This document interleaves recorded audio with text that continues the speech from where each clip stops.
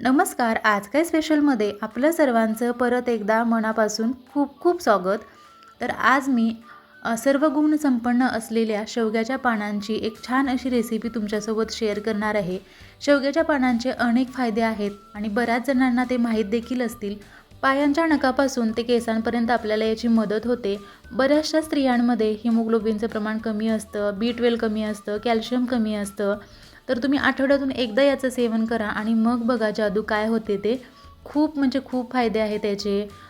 रक्तदाब नियंत्रणात ठेवण्यास मदत करतं, मधुमेह, खूप फायदे आहेत, खूप गुणकारी आहे. चला तर मग आता आपण रेसिपीकडे वळूया. तर इथे आपल्याला सुरुवातीला काय करायचं आहे, असे कोवळे पानं तोडून घ्यायची आहेत. पानं कोवळीच घ्यायची, जास्त अशी मोठी किंवा जाड घ्यायची नाहीत, कोवळी घ्यायची.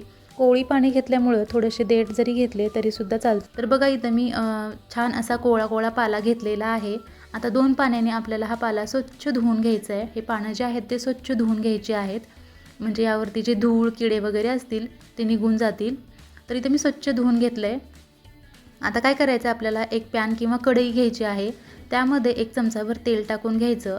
तेल थोडंसं हलकं गरम झालं की त्यामध्ये 2 चमचा चणा डाळ टाकायची, म्हणजे हरभरा डाळ, थोडीशी परतून घ्यायची. मग त्यामध्ये आपल्याला अर्धी वाटी शेंगदाणे टाकायचे आहेत. शेंगदाणे टाकून परत एकदा थोडंसं मिक्स करून घ्यायचं तेलामध्ये. आता यामध्ये आपल्याला हिरवी मिरची टाकायची. तर मी इथं 4 हिरवी मिरची घेतलेली आहे. तुमच्या आवडीनुसार तुम्ही मिरचीचं प्रमाण कमी जास्त करू शकता. तुम्हाला जास्त तिखट आवडत असेल तर थोडी जास्त घ्या, कमी आवडत असेल तर कमी घेतली तरीसुद्धा चालेल.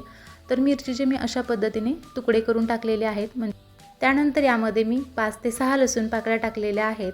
आता आपल्याला हे छान असं लालसर होईपर्यंत परतून घ्यायचं आहे.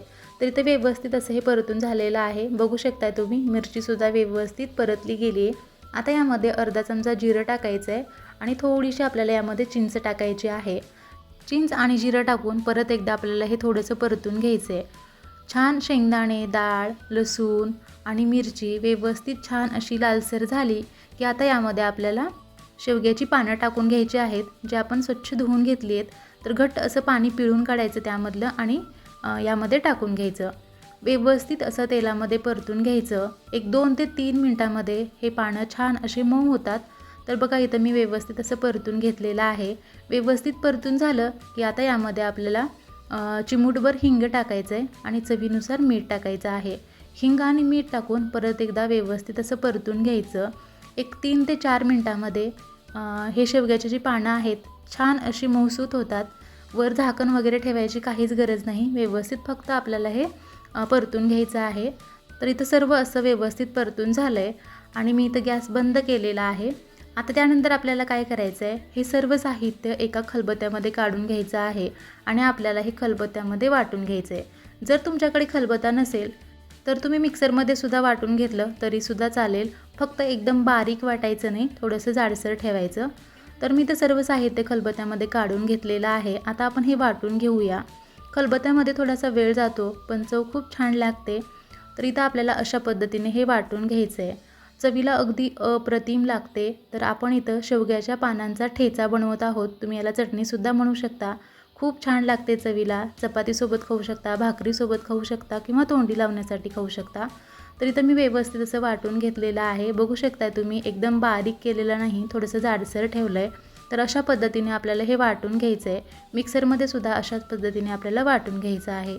तर तयार आहे मस्त असा आपला इथं शेवग्याच्या पानांचा ठेचा. व्हिडिओ कसा वाटला कमेंट करून नक्की सांगा. व्हिडिओ आवडला असेल तर व्हिडिओला लाईक करा. चॅनलला अजूनही सबस्क्राईब केलं नसेल तर प्लीज सबस्क्राईब करा. भेटूया पुढील व्हिडिओमध्ये. थँक्यू.